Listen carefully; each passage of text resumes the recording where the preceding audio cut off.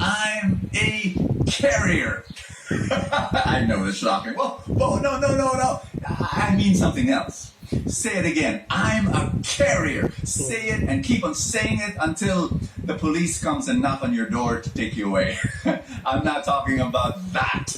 Because even before the pandemic, you and I are carriers. If there's someone beside you, tap that person in the shoulder if he's okay. No social distancing required. But tell that person, you are a carrier. Now, what do I mean? If you are alive and if you are still breathing and if you are a human being, there is that human phenomenon that you and I are carriers. And the big question is, what are you carrying? What are you carrying? What do I mean? Think with me. Do you know genuinely, authentically, really happy person? If you think of a very, very happy person, don't you notice that when he enters the room and starts just mingling and talking and chatting, don't you see that somewhere, somehow, after a while, that the people there, that the happiness just rubs off on people? Or think of the very opposite. Think of a person who likes to complain. like this person, he likes, sighing many times a day. Ay, buhay, parang life. And then he will give you 34 reasons why he hates the world. Like every morning, it's as though he has this conviction that God has appointed him to be judge of the world. That he will criticize and he will complain about everything under the sun. Like it's his mission statement in life.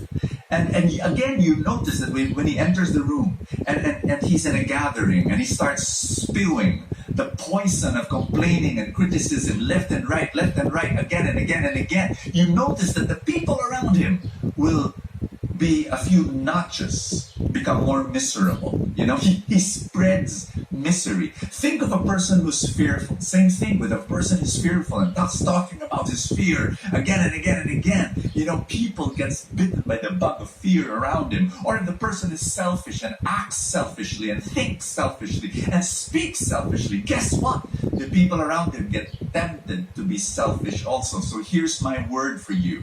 Instead of carrying fear, why not carry faith? And carry that faith to the people around you.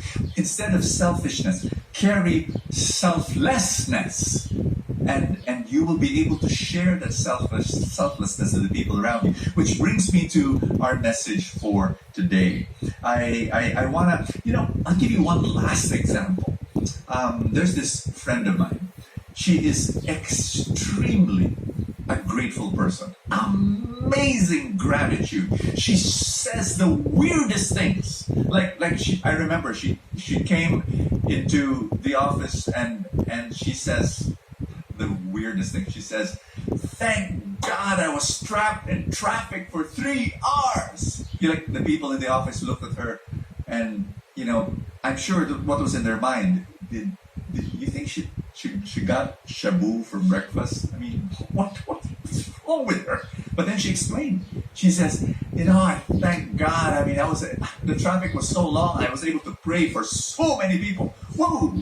And I said, whoa, this woman is in a different level. I remember one time she talked to me. She said, Brother Bo, thank God. Yesterday, our car broke down. Okay. You know what I wanted to tell her? I know of this good psychiatrist that, you'd be able to, share some of whatever's happening in your brain of yours, But then again, she explained. She said, Brother Mo, why I'm thanking God, why our car broke down yesterday? Well, who knows? What if the car didn't break down and my husband continued to drive and met an accident? I believe that all things work for good to those who love God. So thank God. Because of that friend of mine, I too have begun to say strange and weird things like, Thank God for this lockdown. I'm able to have deeper relationships with my family. Thank God for this lockdown. I'm able to help people and help the frontliners and help the poor and the hungry. Opportunities have been opened up for me to be able to help them and do little acts of love. Thank God I'm able to reach people online. Thank God. It's amazing how when you're with, and I'm going to ask you this question again. What are you carrying? Because that is our message for today. We're talking about our key passages. Jesus said, "You are the salt of the earth." Now, you ask any of the great cooks, and they will tell you that they put salt in their food not to make it salty. No, that's not the purpose. The purpose is this: to think about it. I mean, you bring out the flavor of the food, which is the first reason why people use salt. Now, I don't know about you, but salt is pretty basic. Do you remember high school chemistry?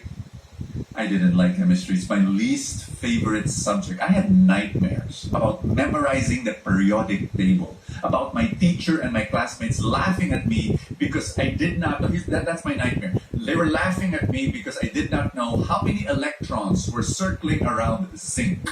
Yeah. Now I can Google and I'll tell you 30 electrons. The only thing I remember about chemistry is that water is H2O. That's all I remember. But now I can look up at Google. I wish there was Google before, no? But now I can look up that salt is sodium chloride. It is just a combination of two things, sodium and chlorine. That's it. It's so big. No one, man did not invent salt. It's there. It's there in nature. But it's used for so many things for thousands of years. And the first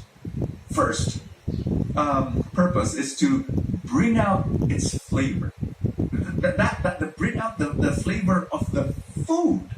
That's what it does. It's in fact, if you're eating the dish of a good cook, you don't say, "Oh, it's salty." Yeah, that's not the purpose of salt. The purpose of salt is you eat the food and then you say, "Wow, I taste the whatever it is, the vegetable or the mushroom or the beef or something." You taste the original flavor of the food. That's the purpose of salt, number one. And hey, isn't that the purpose of God's love? When God's love hits you, you don't want people to look at you and say, "Oh, he's more religious." No, the purpose of God's love is when God's love hits you, you want people to look at you and scratch their head and say, "I can't put my finger on it, but he's become a better version of himself." That's what you want. In fact, the goal of being in a relationship with God is that when God comes into your life, you're transformed. And you don't become a different person, you become a better person. You being a son, you become a better son, a better wife, a better daughter, a better husband, a better accountant, a better chef, a better call center agent. You become a better choleric or sanguine or melancholic or no, you become a better introvert or extrovert. You become a better quiet person, or you become a better noisy person. You become a better you. And I'd like to share this. It's you allow the original you. I love this. You allow the original you, the one made in God's image, to come out. That's what it is. And let me share with you my all-time favorite quote.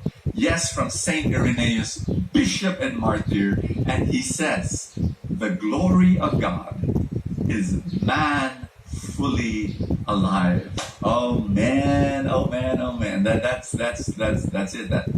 And in fact, what I want to share with you is for all my life, I get thousands of messages in social media, and 80% of them are people with huge problems. People tell me, "Oh, Brother Bo, for your entertainment, watch some telenovelas." And I say, I don't need telenovelas. I read them every day. Real telenovelas. Like pang pelikula, yung mga, the stuff that people tell me to pray for and ask for advice. But once in a while, I get these very rare letters of people who don't seem to have problems. I'll give you one example. There was this young guy, writes to me, Brother Bo, I'm 28 years old. My career is skyrocketing. They're training me now to become the vice president of this huge company. And last year I just got married to this beautiful woman, and we have a beautiful relationship. She's pregnant, gonna have a baby. I have a great relationship with my parents, I have a great relationship with my siblings. And so he was talking about how wonderful his life is. And then at the end of the letter, he says, I'm supposed to be happy, but I know there is something missing, and I do not know what it is. Brother Bo, what is missing in my life? And so I hurriedly answered his letter, and I loved his letter, and I told him, your professional needs are met, your relational needs are met, your financial needs are met. How about your spiritual needs? Meet them. And then I said, you need Jesus, and you need to give and turn over your life to the King, so that your life now becomes one of saying, Lord, what do you want me to do? I invited him to the feast. And so my point is this, and I want to share this. This is powerful. That if you don't fulfill your God purpose, life is meaningless. It really is. You know, life is bland. Life is tasteless. Because unless God's love comes into your life and conquers your heart and compels you to mission, then you will be floating, and you so this is what God's love does. It brings out the original flavor, your God mission, your God purpose, the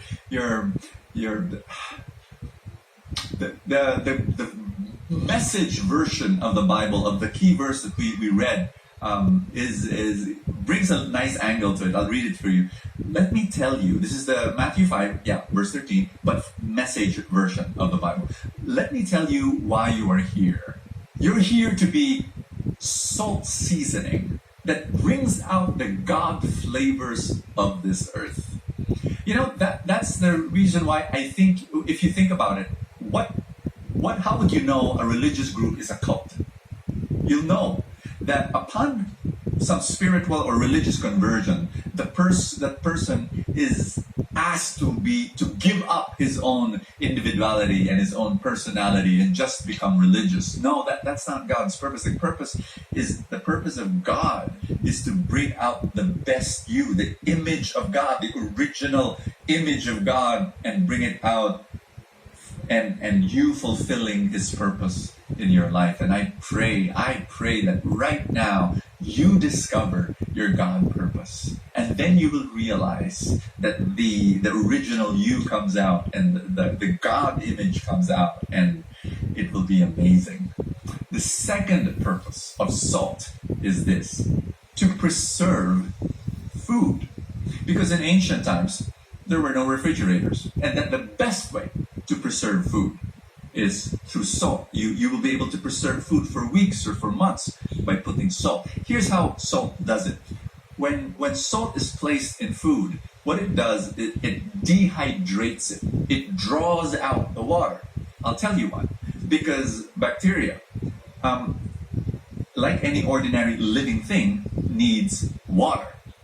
And so, without water, germs cannot live in a highly salty environment. Now, I want you to know that sin is like bacteria. For sin to grow, it needs a specific environment. And so if you want to defeat sin, what you do is you get rid of the environment where it grows. Now, why am I saying that to you? Because I want you to ask yourself that question. How can you get rid of the environment by which sin grows? When Jesus said, you are the salt of the earth, based on context, Bible scholars will say this, and we don't appreciate it. We 20th century, westernized, highly individualized thinking people, living in a highly individualized culture, we will not get it. Because when Jesus said, you are the salt of the earth, in our modern imagination, we think that Jesus looks at one person and says, you, Mike, are the salt of the earth. And then turns to another person, you, Pamela, are the salt of the earth. And goes to another person and says, you, Tekla, you are the salt of the earth. No, but no, what Jesus was saying, when you look at it, and the Bible scholars will tell you, that Jesus was looking at a group of people. He was looking at a local church. He was looking at a local band of friends who love God and love one another and were growing spiritually. He says, you, church, are the salt of the earth.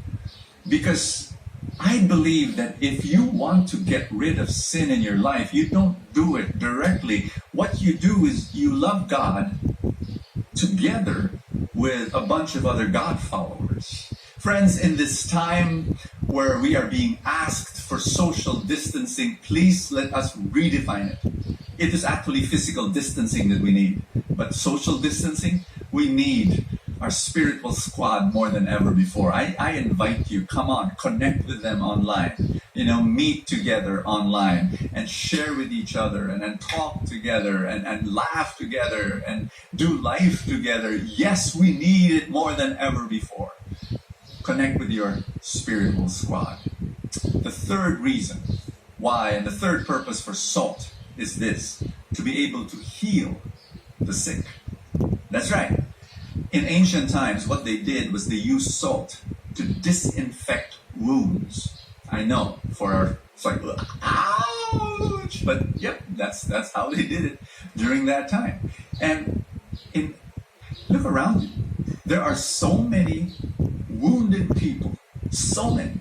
And I've been serving God for the past 40 years, 4 decades. And I'm telling you, from experience, I say this with full conviction, there is no other antidote in the world today that can heal people but the antidote of God's amazing, unconditional love. God's love is the only antidote that can heal our wounds. And newsflash, you carry that antidote in your heart. You do. And that's why I pray when I ask, what are you carrying? I hope you can say, God's love. And right now, I invite you to receive that love. I pray that say this with me. Put your hands over your chest and say, God carriers are healers. That's right. That's right. And you're as a spiritual family, as that local church, that spiritual squad that we talked about. John 13 verse 35 says, your love for one another will prove to the world that you are my disciples. Together, you become that fountain of God's love that can heal broken humanity. And I can look back at my life, and there were so many times when my little community was God's love to me and healed me. Yes, healed me. I remember a few years ago, I was going through a rough patch in my life, and I felt useless. I wanted to quit. In fact, I wrote my resignation letter to the elders of the community and said, I've reached my level of incompetence. I please look for a replacement for me. I can't do it anymore. But you see, it was my little band of brothers, my friends who would call me up, who would visit me, who would talk to me. Not necessarily talk to me, but just listen to me. They were just there. And slowly, bit by bit, I recovered. And salt heals. God's love within the local community heals people. And I pray that you have that group of people in your life. Ollie has something else to say, and something very, very important, because this, the next line of this passage, you don't understand it, and you kind of like say, huh? So, Ollie, take it away.